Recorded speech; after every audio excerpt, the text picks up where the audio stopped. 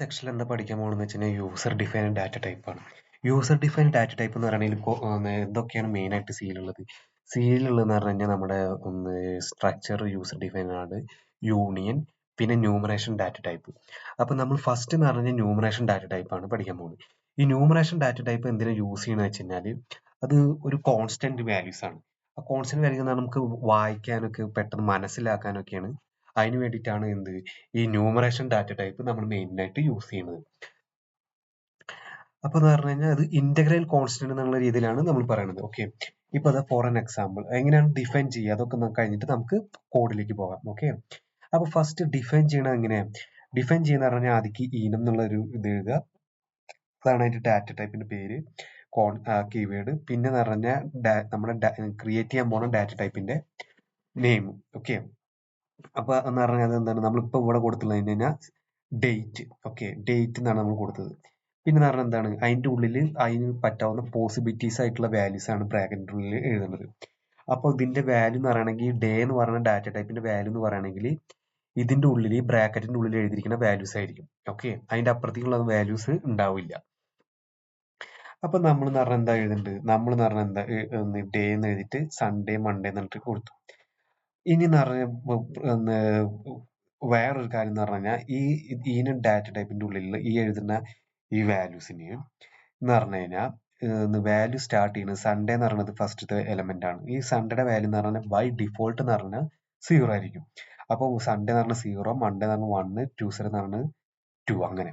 ഇപ്പൊ എന്തെങ്കിലും വാല്യൂ എഴുതി കഴിഞ്ഞാൽ സൺഡേ ഈക്വൽ ടു 1 എന്ന് എഴുതി കഴിഞ്ഞാൽ മൺഡേ ഈക്വൽ ടു 2 ആയിരിക്കും. ഓക്കെ, അപ്പോൾ നെക്സ്റ്റ് എലമെന്റ് എന്ന് പറഞ്ഞു കഴിഞ്ഞാൽ +1 ആയിരിക്കും ബൈ ഡിഫോൾട്ട്. ഓക്കെ, നമ്മൾ ഇനീഷ്യലൈസ് ചെയ്തില്ലെങ്കിൽ. ഓക്കെ, ഇനി എങ്ങനെ ഡിക്ലെയർ ചെയ്യണം എന്നുള്ളത്? ഡിക്ലെയർ ചെയ്യണമെന്ന് പറഞ്ഞു കഴിഞ്ഞാൽ ഈനം, പിന്നെ ഡാറ്റ ടൈപ്പിന്റെ പേര് ഡേ, പിന്നെ എന്ന് പറഞ്ഞു കഴിഞ്ഞാൽ ടുഡേ എന്നുണ്ട്. അപ്പൊ ടുഡേ എന്ന് പറഞ്ഞപ്പോ എന്തായി? ഇന്റ് എ എന്ന് പറഞ്ഞ പോലെ ഒരു വേരിയബിൾ ആയി.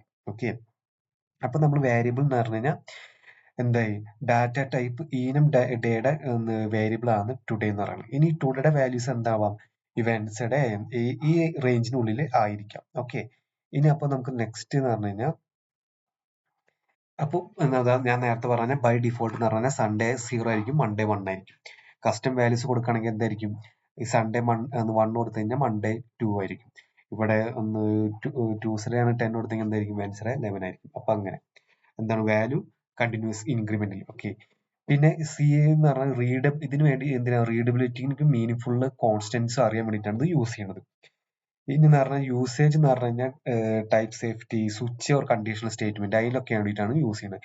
ഇനി നമുക്ക് കോഡിലേക്ക് പോവാം. ഓക്കെ, അപ്പോൾ ഇത് കോഡിൽ എന്ന് പറഞ്ഞാൽ ഓൾറെഡി ഞാനൊരു കോഡ് എഴുതിയിട്ടുണ്ട്. ഇത് റെഡ്, ഗ്രീന്, ബ്ലൂ.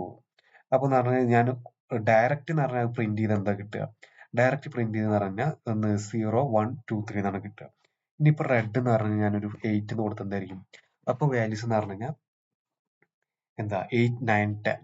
ഇനിയിപ്പോ ഗ്രീൻ എന്ന് പറഞ്ഞു കഴിഞ്ഞാൽ എന്താ? ഗ്രീൻ എന്ന് പറഞ്ഞാൽ 10 കൊടുത്ത് എന്താ? അപ്പോ ബ്ലൂ എന്ന് പറഞ്ഞാൽ 11 ആയിരിക്കും.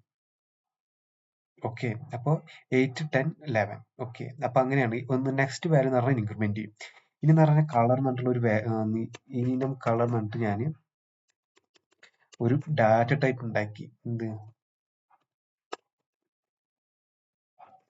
എ എന്ന് പറഞ്ഞിട്ട്. ഓക്കെ, എന്നിട്ട് എന്ന് പറഞ്ഞു കഴിഞ്ഞാൽ ഞാൻ എഴുതുകയാണ് if a double equal to red എന്തായി? Print red. Okay, print f red.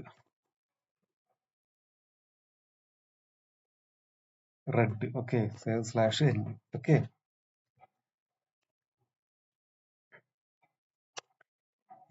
ഈനം റെഡ് എന്നിട്ട് എന്ന് പറഞ്ഞാൽ എന്തായി? ഈനം റെഡ് ഈക്വൽ ടു ഞാൻ എന്തായി? റെഡ് എന്ന് കൊടുത്തു. എന്തുണ്ടാവുക?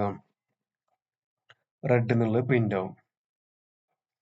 ഇനിയിപ്പോ റെഡിന് പകരം ഞാൻ ഒരു വാല്യൂ എന്ന് പറഞ്ഞാൽ 8 തന്നെ കൊടുത്തു. അപ്പൊ എന്തായി?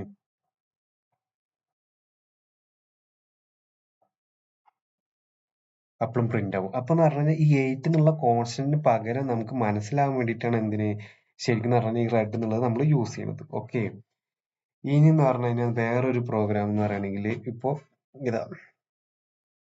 ഇനി നമുക്ക് താഴെയുള്ള ഞാനൊരു എക്സാമ്പിൾ ഉണ്ട്, കോപ്പി ചെയ്ത് വെച്ചിട്ടുണ്ട്.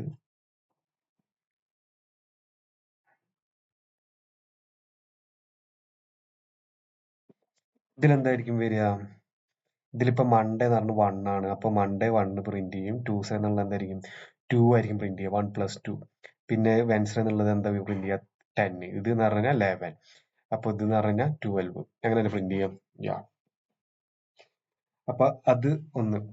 ഇനി എന്ന് പറഞ്ഞാൽ ഞാനിപ്പോ ഇവിടെ ട്യൂസ്ഡേ പ്ലസ് എന്നിട്ട് മൺഡേ എന്ന് എഴുതി. അപ്പൊ എന്തായിരിക്കും പ്രിന്റ് ചെയ്യുക? കണ്ടാ?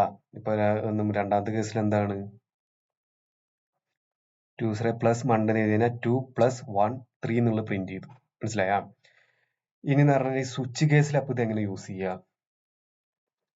സ്വിച്ച് കേസിൽ യൂസ് ചെയ്യാന്ന് പറഞ്ഞു കഴിഞ്ഞാൽ ഇപ്പൊ എന്തായി ഒരു നമുക്ക് ഈ ഇനം വീക്ക് എന്നിട്ട് ഒരു വേരിയബിള് ക്രിയേറ്റ് ചെയ്തു എ.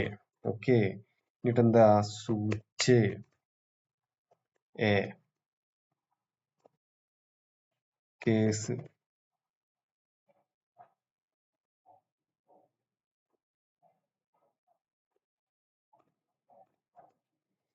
ഓരോ കേസ് നമ്മളിവിടെ എഴുതണം. എന്താ കേസ്? കേസ് എന്ന് പറഞ്ഞിട്ട് കേസ് 1,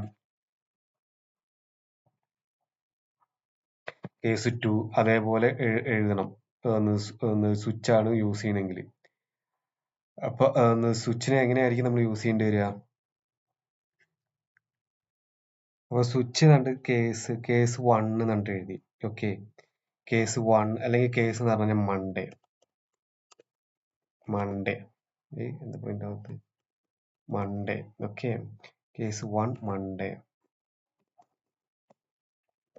എന്താണ് പ്രിന്റ് ഓഫ് മൺഡേ